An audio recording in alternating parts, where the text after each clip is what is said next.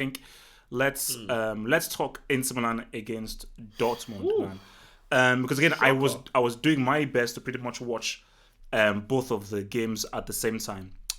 So I was able to pretty much catch. I think the only goal I missed was Martinez's first goal. I was able to see the other goals live, so just my luck. So how did because I was on Twitter and Conte was trending. So I don't know whether he was trending before Dortmund scored the third goal, whether he was trending at 2-0. Because at 2-0, guys were like, my God, Inter, could they actually do this to Dortmund and everything? And I was like, it's Dortmund. These guys are donuts here. And I think if Inter go ahead and win this, boom, I think it puts Inter in a great position to even win the group. Based on Barcelona drawing, we will discuss Barcelona and Valverde and Slavia. We will discuss that. But I have been very hard on Dortmund, especially Lucien Favre, i.e., of how you pretty much choked up and you screwed up the Bundesliga title last season and also some of the misgivings this season. But you have to give it to Dortmund, man. Two things. Amazing mentality to be able to come back from 2-0 down under pressure at the crib without Marco Reus, your talisman. And I think the beauty of Dortmund and what exemplifies them, who scores both of the goals? A flipping the defender, Yeah. Hakimi. So see that what happened is what I believe will happen. I said Inter would hold home court, Dortmund would hold home court, and then it will just now be how do things now unfold in the last two games. So with regards to Inter and Dortmund, who do you think has the edge now? Do you think the fact that Dortmund were able to come back, they have the edge, or do you think the fact that Inter were almost pretty much won the game, they should feel even much more confident knowing that they play Slavia Prague all the way away from home, but they play Barcelona at the crib? I think that's the major point because Dortmund already had the chance against. Clearly, again, we're going to get onto Barcelona, but Barcelona who aren't really at their prime self. Now Inter Milan have the chance to go and get points against Barcelona at home, whereas Dortmund then got to go on our way to the new camp. So, but then even seeing what Slavia Prague did today, is the new camp's not as intimidating a place as we thought it would Bro, be this season. no. Easy. We'll Oh no, save. we'll Get get there. to Don't mention it. Don't Brick mention it. But Verdi. we'll get there. Yeah, to we'll him. get there. We'll get to him. But no, I mean an amazing comeback for Dortmund, and they really needed it at this point because if they lost at home after losing away at the San Siro, that's their qualification dreams done at that point. They're looking at the Europa League and joining the likes of Man United, Arsenal, and other relevant teams. But yeah, no, I mean, obviously Hakimi 2 goals, amazing 2 goals for him, But I think also another massive person who actually had a real showing in that second half was Sancho. Sancho really turned on that second half, and he was an amazing driving force in that. From obviously what I saw of the game, because I didn't see too much of it. Given And also Brands. I think we saw it. Brands scored a quality goal. Quality goal. But also, Quality goal. bro, I think this may be a separate topic. Handanovic, top three, top five. We have the conversation. He might. I think, guys, thoughts. I'm saying Handanovic top three. I'm saying Stegen, Oblak, Handanovic.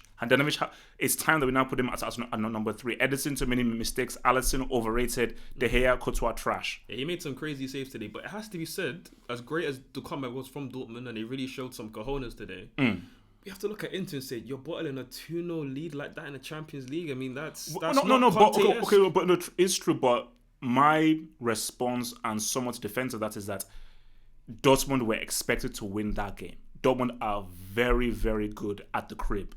So the fact that Inter were even 2-0 ahead is amazing. So even if you could say, okay, they I think it would be much more of a bottle if Inter were at home. The fact that they were away and they even got 2-0 ahead, I think that's even already amazing enough in itself. So I wouldn't really go. I just thought they screwed up a great opportunity. But I think to say that they bottled it, I think would be a bit too harsh. I mean, you said it in yourself, they screwed up a great opportunity. Again, whether it's a big bottle or a small bottle or a plastic bottle, a bottle is still a bottle, and they bottled it today. That's all that can be said. You don't mess up 2-0 leads like this in the Champions League again. Let's not forget the pressure that's on Inter Milan to perform, because we obviously know what's going on in the Serie A title race. They started off really bold there, but the question of obviously Inter Milan, but especially Conte in the Champions League, is can he get it done? Does he get it done consistently enough on the big stage? He flopped pretty much with Juventus, got knocked out comfortably by Barcelona with Chelsea in the one season that we played Champions League football in England. And again this season, after drawing the first game against Slavia Prague, you have a chance now after winning at home, 2-0 up at Dortmund to solidify that. And Yeah. I mean, I wouldn't even say at least get a draw. You have to win the game at that point. You can't afford to be throwing away points like that. So definitely it's a bottle job for Inter Milan and Conte there. So again, it puts a lot of pressure on those last 2 games, and we'll see if they'll be able to recover from this. Yeah, I mean, so in your view, then, who do you think will go through? So, correct me if I'm wrong, so I believe Dortmund play Barcelona at the Camp Nou, and I believe they play Slavia Prague at home, I think. And Inter Milan play Slavia Prague away and play Barcelona at home. So when you're now looking at those fixtures, because let me be real with you, and obviously we'll get to it in our next topic. Let me be real with you. Barcelona coming top isn't a foregone conclusion. So, because for me, if it's me,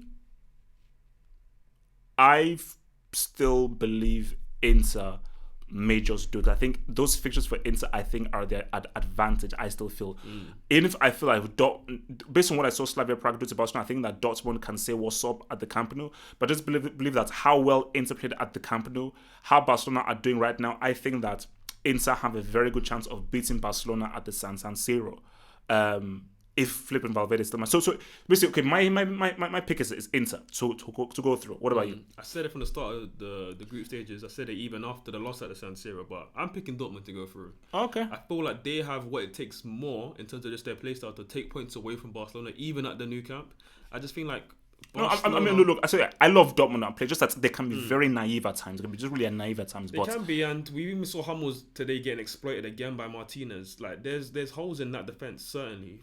But I feel like they're going to have enough to definitely beat Slavia Prague, which again isn't a foregone conclusion for Inter, who obviously dropped points at home against Slavia, who actually have been proven to be a pretty decent side in this group. So, but also, for me, I just feel like Dortmund have what it takes to score the goals that they need to score against Barcelona. I just don't see Inter Milan creating enough chances and scoring enough goals and being clinical enough in that game. But then, speaking of clinical and goals, I mean, we now have to really talk about this Lautaro Martinez. I think he's been playing too well for too long, getting so many clutch goals for us to pretty much ignore what this flipping guy is doing. So I think I'll go first. With regards to where would you rate Lautaro Martinez right now? I think for me, he's done enough to say, you know what, he can just about squeeze into tier 2 now.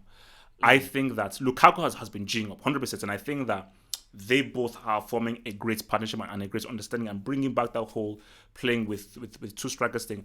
But I feel that Lautaro Martinez is the better footballer. He is the better player.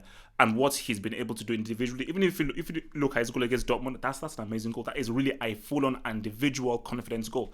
So, I mean, where would you rate Lautaro Martinez? And do you believe that this guy... Because I'll tell you this right now. There was a lot of hype about Dybala. And Dybala was supposed to be the next guy supposed to take over Messi. I feel as of right now, between Martinez and Dybala, Martinez is far more relevant in world football than Paulo Dybala is. So, I mean, so where do you, or how do you view your boy Lautaro? I mean, I pretty much agree with everything that you said there. Definitely at this point in tier 2. Because it's not just about how many you score, but it's about when you score. And I have pretty much a love-hate relationship with Lukaku, as much as I rate what he can do. And I said this season, that's disrespectful, bro. But I even said this season that he would score more goals than Cristiano in the league this season, and he so far has got more. But again, with Lukaku, the question mark has always been, does he score enough in the big games? And with Lautaro Martinez, he's been doing it in the big game so far this season at clutch moments. And again today, I mean, that solo goal to start with was fantastic. So for me, yeah, definitely tier 2 at this point. And again, that's another Argentine striker who's got the quality and shows the minerals to be a top player now. Obviously, how it pertains to the national team is a completely different discussion. But do you think that he should not be made much more of a main guy ahead of a Paulo Dybala then, or because for me, I think that's really he should be given much more responsibility in that, because he actually had a pretty good time at the Copa America. Yeah. So, like, he got to a stage now where obviously the likes of Higuain's kind of past his peak at this point. You can see him can almost be said for Aguero as well. And then you look at the next crop is really the likes of obviously Dybala and Martinez. And for me, Aguero has been Martinez. An international flop. Like nobody wants to really say it because it's not cool to say. Aguero is a full-on international flop. That's just me being real. Club merchants. What can be said is Aguero has had.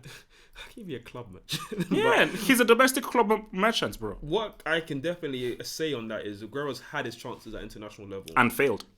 Numerous times. To a degree has failed. No. Stop qualifying it. Look, Ford, you need a bit of HH swag in your life. Just be talking absolutes. He has flopped. Look, my drip is perfectly fine, alright? But for me personally, I would say Aguero has had his chances at international level and has not delivered on enough occasions for me to say, you know what, it's time to give the reins to Lautaro Martinez for sure. So, yeah, tier 2 player at this point, and he's been doing it. And again, it's not just about doing it now. He's also now got to deliver for the rest of the season, because we've seen players have really good starts to a seasons and then not deliver at a crunch time, because it's all well and good doing it now. What happens in February, March, April when the title running? Is he going to still be there delivering goals? Hopefully for Inter's sake. So we'll see. Actually, two things before we round off this Barca Inter Milan review. Julian Brandt, most underrated player in the world. He is for me. If you can name me one better, name me. I say that he's the most underrated player in the world. Julian Brandt. It's not one that I've thought about too much, but I think also an underrated player for me in the world football is Hakimi, and not just because of the 2 goals he scored today, but I would say Hakimi is one of the best fullbacks in world football, and people don't talk about him much. People talk about the likes of Trent, Cancelo, Robertson. Some people even mentioned Marcelo still today in 2019. But you see, I was going to go on to Hakimi because I would also say Brandt is the most underrated, but for me, I would say, you know how people talk about, because Hakimi is left back, I believe. Yeah, but he can play right back as well. And today, I think his goals were from right back. Like for me, I'll be real with you. Liverpool fans, don't hate on me. Chill. I watch football more than just the Premier League. I watch all football. As far as attacking wise, I'm taking Hakimi over Trent and Robertson over. I think that as of right now, he is probably the most gifted attacking fullback in the world. I mean, for me, like, you've limited just to attacking, but we would to say just as an overall fullback, like Hakimi. I mean, defensively, how good? I mean, for me, I think Robertson is. I think he's overall attacking and then defensively, he's overall better than Trent. I think defensively, Robertson is better. So Robertson, if you want to balance between attack and defense, maybe Robertson. But I just think that as far as offensively, my homeboy scored 2 quality Gs to take it into Milan. Yeah. So it's like, what the heck? I mean, for me, in this conversation of the best fullbacks in the world football, while Trent has had some good seasons, for me, he doesn't sniff even top 5 for me, even as a right back. For me, Trent is not in that conversation in terms of being the best fullbacks in world football. People will say I'm being a hater. People say I'm being controversial. I think somebody mentioned it. You see, Son used to be, but Son is no longer underrated. He used to be good shot, but he used to be, but he no longer. Yeah, for me, I think Hakimi is definitely at that level. And again, for me, if you're asking for what right back would I take in world football, let's say Trent and Hakimi every day of the week is much better than Trent, almost in pretty much all areas other than what maybe like passing and like set pieces. Again, I think Trent is a very good system player in the system that he is at Liverpool. But if you look at a lot of the goals that they concede, a lot of them come from his side. He's very vulnerable. I know Trent. He's very good at passing and everything, but as far as an overall footballer and player, Hakimi is again, far he looks like superior. Somebody who isn't a natural fullback, and it's very clear that he isn't. Again, when you saw his youth days, he came up as a midfielder. He just filled that gap because of the client's injury, and they kind of got sick of putting Milner right back. So they gave him a chance. He made it work, but he's not a world class right back at this moment. So basically, should Hakimi remain at Dortmund, or should Real Madrid? Can Real Madrid still get him back?